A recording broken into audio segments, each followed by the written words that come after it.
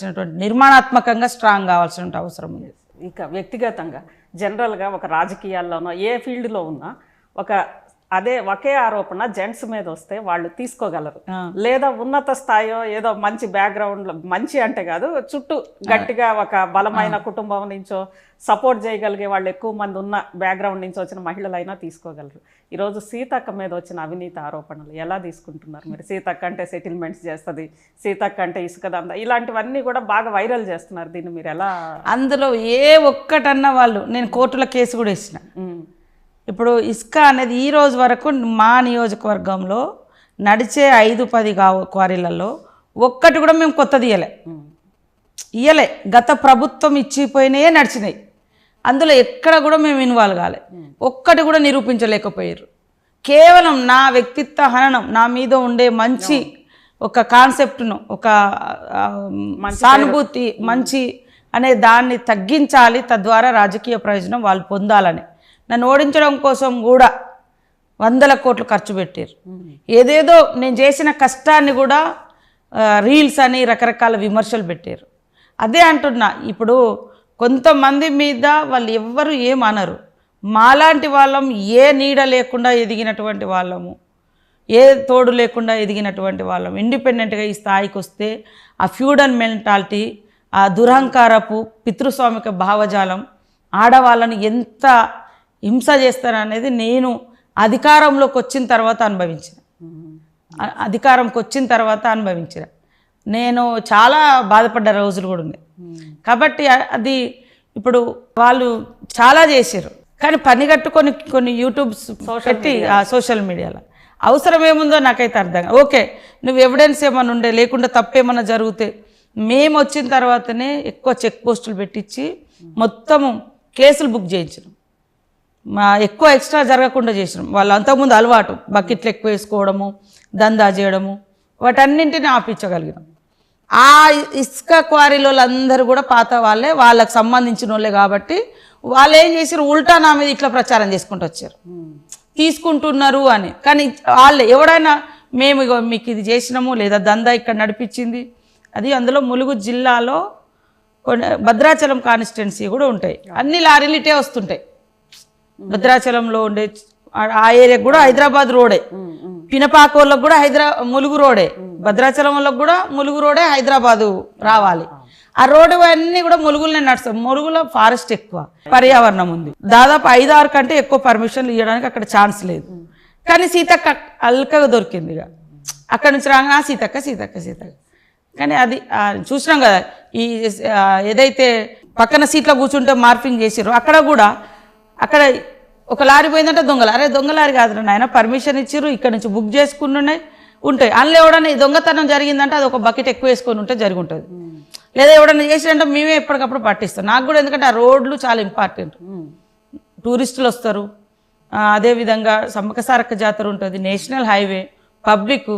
కాబట్టి అసలు విచ్చలవిడిగా రోడ్ల మీద కూడా లారీలు రావద్దని నేను చాలా కండిషన్ పెట్టి కేసులు బుక్ చేసిన కొద్దీ ఎవరైతే పాత ప్రభుత్వం ఇచ్చిన వాళ్ళ మనుషులు ఉన్నారో వాళ్ళు ఇదంతా క్రియేట్ చేసుకుంటూ నా మీద వీడియోలు పెట్టించారు. దాని వెనుక కుట్రాది. అట్లా చేస్తే అందులో ఒకరికొకరిని పడకుండా రకరకాలు. కానీ ఎక్కడ మేము ఎవరికి నేను ఇసుక ఇప్పించింది లేదు, ఇసుకలో ఇన్వాల్వ్ అయింది. ఈ సోషల్ మీడియాలో ఈ వ్యక్తిత్వ హననం లేదా మహిళల్ని మార్ఫింగ్ చేయడం, దాని మీద ఈ మహిళా దినోత్సవం సందర్భంగా సీతక్క స్థాయిలో సీతక్క ఎదుర్కొంటుంది, గ్రామీణ స్థాయి నుంచి అందరూ కూడా ఈరోజు దాంట్లో బాధితులే. ఏంటి అంటే ఏమన్నా ఒక ప్రతిపాదన మీరు ఏమన్నా చేస్తారా ప్రభుత్వానికి? నేను ఇలా మహిళల మీద అక్కస్ వెళ్ళగక్కే ప్రతి ఒక్కరికి, ముఖ్యంగా చేయని తప్పులకు నిందలేసినటువంటి వాళ్ళకు ఖచ్చితంగా నా శాపము నాశనం అయిపోతారు అనేది నేను ఫస్ట్ నుంచి. ఎందుకంటే నేను అంతకంటే ఏం చేయలేకపోయినా. ఎలక్షన్స్ ముందు కూడా నేను కరోనా కోసం కష్టపడి పనిచేసిన, ఎవరి కోసమో కాదు, నా పబ్లిక్ కోసం చేసిన, నా నియోజకవర్గ ప్రజలకు చేసిన. తర్వాత గుట్టలలో బతికి ఆదివాసీ ప్రాంతాలలోకి వెళ్ళి వివిధ జిల్లాలలో పోలవరం సైడు అటు ఆ గుట్టల మీద అంతా చేసినాము.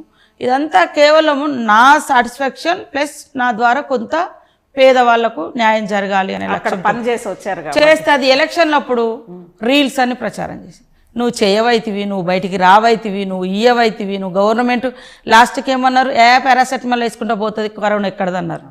మాస్క్ ఎందుకు, కాంగ్రెస్ వాళ్ళకి 4 ఇస్తే సరిపోతుంది అన్నారు. మళ్ళీ అసెంబ్లీ వచ్చేసరికి కేసీఆర్ గారు టవల్ చుట్టుకొని వచ్చిండు. మాస్క్ కూడా పెట్టుకోవాలి, అదేదో పెద్ద అంటే అనుకుంటున్నాను. ఏమున్నది, జరుగుతుంది సాగు బతుకుల సమస్య.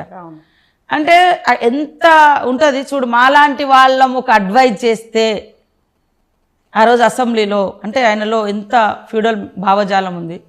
ఒక ఆదివాసీ బిడ్డ, ఒక వెనుకబడ్డ వర్గం నుంచి. నేనేం చెప్పినా జస్ట్ 5 రూపాయలకు దొరికే మాస్క్ 60 రూపాయలు 50 రూపాయలకు అమ్ముతున్నారు. కరోనా పెరుగుతున్నట్టుంది, జాగ్రత్తలు తీసుకోవాలి, ఈ ఎయిర్పోర్ట్లో అట్లాంటివన్నీ బంద్ చేసుకుంటే మంచిదని ఏదో కొద్దిగా చెప్పాను.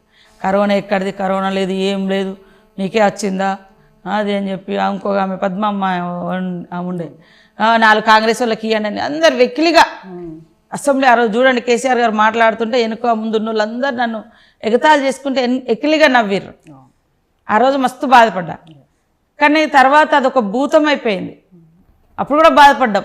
సరే మనం అన్నది వీళ్ళు రిసీవ్ చేసుకోలేదు, కానీ పాపం ఇంత డేంజర్ అయిపోయింది ఈరోజు కరోనా, ఇంతమంది చనిపోతున్నారు. కానీ నేనే అక్కడ రాహుల్ గాంధీ గారు కూడా ఫస్ట్ మోడీ గారిని క్వశ్చన్ చేశారు.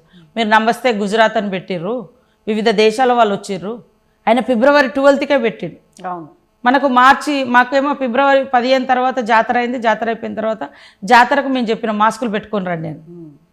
జాతర అయిపోయిన తర్వాత 5-6 తారీఖులలో, మార్చి 5-6 తారీఖులలో అసెంబ్లీ అయింది. అప్పుడు ఈ క్వశ్చన్ వచ్చినప్పుడు 2020లో వాళ్ళు అట్లా హ్యూమిలేషన్ చేశారు. బికాజ్ ఆఫ్ నేను ఒక బ్యాక్గ్రౌండ్ నా వెనుకబడ్డది. ఈమెకి ఇంత మాట్లాడే ఏంది, వీళ్ళు చెప్తే మనం వినాలా, ఏంది వీళ్ళు చెప్తే మనం వినాలా. కాబట్టి నేను ఈ సొసైటీలో ఉండే మగవాళ్ళకు కానీ రాజకీయ నాయకులకు కానీ ఆడవాళ్ళ ఎదుగుదలను హర్షించండి, స్వాగతించండి. పొలిటికల్గా తప్పులుంటే పొలిటికల్గా విధానపరమైనటువంటి యుద్ధం చేయండి. కానీ వ్యక్తిత్వ హననం చేసి ఇప్పుడిప్పుడే అంటే కొన్ని యుగాల నుంచి అణచబడ్డ మహిళలు రాజకీయాల్లోకి వచ్చి ఒక నిర్ణయాధికారంలో భాగస్వాములు అయితే మీరు ఇలా చేయడం మూలంగా నా మీద వచ్చే అటువంటి అలిగేషన్ చూసి అమ్మో నువ్వు ఎట్లా తట్టుకుంటున్నావు, మేము తట్టుకోలేము అని ఎంతోమంది మాట్లాడుతుంటారు. అంటే ఇట్లా వెనుకోబోయే ప్రక్రియను కార్యక్రమాన్ని చెయ్యొద్దు అని ఈ పురుష ప్రపంచానికి, ఈ పొలిటికల్లో మేల్ డామినేషన్ లీడర్స్కు, మేల్ చావనిస్ట్ సొసైటీకి నేను తెలియజేస్తున్నాను. ఆడవాళ్ళని ఎదగనీయండి, ఆడవాళ్ళని గౌరవించండి, ఆడవాళ్ళు రాజకీయ నిర్ణయాధికారంలో భాగస్వాములయ్యే పొలిటికల్ ప్రోగ్రాంలో వాయిస్ ఇవ్వనివ్వండి, ముందుకు రానివ్వనివ్వండి. కానీ వాళ్ళ మీద లేని ఆడవాళ్ళు వస్తే రకరకాల కామెంట్ చేసి వ్యక్తిత్వ హననం చేయకండి దయచేసి అని ఈ సందర్భంగా నేను కోరుతాను. ఎంతోమంది మీలాంటి వాళ్ళు ఆ రోజు స్వతంత్ర ఈవెన్ రాజ్యాంగం రూపొందించే సమయంలోనే కొంతమంది మహిళలు ఆ రోజు చాలా డైనమిక్గా మీలాగే పార్లమెంట్కి వెళ్ళి ఈరోజు మాలాంటి వాళ్ళ ఎవరైనా చదువుకున్నారన్నా ఏదైనా ఆ రోజు వాళ్ళు ప్రతిపాదించిన సంస్కరణలే ఈరోజు 33% రిజర్వేషన్ కూడా అమల్లోకి వస్తుంది. 33% రిజర్వేషన్ అమలు అవ్వడం వల్లన్నా ఈ వివక్ష పోతుందని మీరు అనుకుంటున్నారా చట్టసభల్లో? తప్పకుండా. అంటే కొంత రాజకీయ ఎదుగుదల అనేది పెరుగుతుంది. రాజకీయ ఎదుగుదలలో కొంత నిర్ణయాధికారం మన చేతికి వస్తుంది. మహిళలు ఎలా ఇబ్బంది పడుతున్నారో, మహిళలకు ఎంత బడ్జెట్ పెట్టాలి, ఏమేమి పెట్టుకోవాలి అనేది వస్తుంది. మనలాంటి వాళ్ళని చూసి ఇంకా కొంతమంది గ్రౌండ్ లెవెల్లో కూడా కొంత డేర్ చేయడానికి అవకాశం ఉంటుంది చట్టసభల్లో. ఇప్పుడు ఒక రాష్ట్రపతి గారు, ఒక ప్రధానమంత్రి మహిళ, ఒక మంత్రి మహిళ ఉన్నప్పుడు కొంత అవేర్నెస్ అనేది తప్పకుండా వస్తుంది. ఒక కాన్షియస్లీ కూడా మనం చేయాలి, ఒక ఫోకస్డ్గా కూడా మహిళలను ఎంపవర్ చేయడం అలంకారం లాగా కాదు. మన ఎంపవర్ కాదు, మన చుట్టూ ఉన్నటువంటి వాళ్ళ ఎంపవర్. ఈరోజు సీఎం గారు రేవంత్ రెడ్డి గారు తీసుకున్నటువంటి ఈ మహిళలని బాగా కోటీశ్వరులను చేయాలి, వాళ్ళకి ఏ వర్క్ ఉన్నా ఇవ్వాలి అనేది ఏదైతే పెట్టుకున్నారో మీ పథకాల్లో ఈరోజు మీరు అన్నారు కాబట్టి, ఇప్పుడు పెట్రోల్ పంపులు అన్నారు, బస్సులు అన్నారు, ఇవన్నారు, మహిళల పేర్లతోటి మగోళ్లే తీసుకుంటారేమో, దాన్ని ఎలా మీరు ఇది చేస్తారు? లేదు, మహిళలకు ఇన్కమ్ జనరేట్ చేస్తాను. పెట్రోల్ బంకుల కాడ మహిళలే ఉంటున్నారు, బస్సుల కాడ మాత్రం ఆ బస్సులు మరి గవర్నమెంట్కి ఇస్తున్నాం. అందులో నుంచి ఎవ్రీ మంత్ మహిళలకు మెయింటెనెన్స్, ఇంట్రెస్ట్ అవన్నీ వస్తూ ఉంటాయి. ఇంకా మిగతా షాపులన్నీ కూడా మహిళలే నడుపుకుంటున్నారు. క్యాంటీన్లు, ఇందిరా మహిళా క్యాంటీన్లు కానీ ఇంక ఇతరత్ర కానీ అన్ని మహిళలే నడుపుకుంటున్నారు. రాజకీయాలలోనే ఆ జాడ్యం ఇంకుంది. సర్పంచ్ భార్య అయితే భర్త పెత్తనం, ఎంపీపీ అయితే ఎమ్మెల్యే అయినా కూడా అది అటు నడుపుతూ ఉంటారు. ఇంట్లో అంతా వాళ్ళు చూస్తారు, అసెంబ్లీలో వచ్చి వీళ్ళు కూర్చుంటారు. ఇది జరగకూడదు. అందుకనే ఎదుగుదల అనేది ఉండదు ఎక్కువ. కుటుంబ సభ్యుల ఇన్వాల్వ్మెంట్ ఉన్నప్పుడు నువ్వు స్వతహాగా ఎక్కడైనా పోయి మాట్లాడాలంటే మాట్లాడలేవు. ఎందుకంటే ఆ సబ్జెక్టు మనం స్టడీ చేయం, మనోడు చూసుకున్నాడు కదా, ఆయన పనిచేసిండు కాబట్టి దాని మీద మనకు అంత అవగాహన ఉండదు. స్వతంత్రంగా ఎదిగే వాళ్ళకే ఎక్కువ, అంటే తను స్వతంత్రంగా డీల్ చేసే వాళ్ళకు సబ్జెక్ట్ అవగాహన కూడా పెరుగుతుంది. ఎందుకంటే లోతుపాతులు స్టడీ చేస్తారు, రేపు మాట్లాడాలి, రేపు వీళ్ళకి ఆన్సర్ ఇవ్వాలి, రేపు ఈ సబ్జెక్ట్ వచ్చింది, ఆ జనాలకు అడిగిపోయినప్పుడు దీనికి ఏం చెప్పాలి అనేది మనం స్టడీ చేస్తాం. మన ఇంట్లో ఉన్న మగవాళ్ళే అన్ని డీల్ చేసినప్పుడు అడిగిపోయి బొమ్మలాగా నిలబడతారు, మళ్ళీ వచ్చేస్తారు. అప్పుడే అర్థమైపోతాయి అంత అయినదే ఉందిలే, ఇలాదేం లేదు అనేది వస్తుంది. కాబట్టి ప్రతి మహిళ కూడా ఈరోజు మహిళా అంతర్జాతీయ దినోత్సవాన్ని పురస్కరించుకొని స్వతంత్రంగా ఎదగడానికి కృషి చేయండి. స్వతంత్రంగా ఎవరికి వాళ్ళు, ఎస్ నాకు ఈ అవకాశం వచ్చింది, భర్త చాటుకి ఇవ్వాల్సింది భార్యకు కూడా ఇస్తున్నాం కొన్ని సందర్భాలు, కానీ ఈ వచ్చిన స్పేస్లో ఆమెను ఎదగనీయండి. నువ్వు ఇంకో పార్టీ పని చేయి, ప్రజాప్రతినిధి పని ఆమె చేస్తుంది, ఇంకా పార్టీ నిర్మాణము, పార్టీ కోఆర్డినేషను, లేదా ఇంకేదైనా చేయొచ్చు. ఆమె యాజ్ ఎ పబ్లిక్ రిప్రజెంటేటివ్గా ఆమె పని చేసుకొని ఇవ్వాలి. అది మీరు శాసన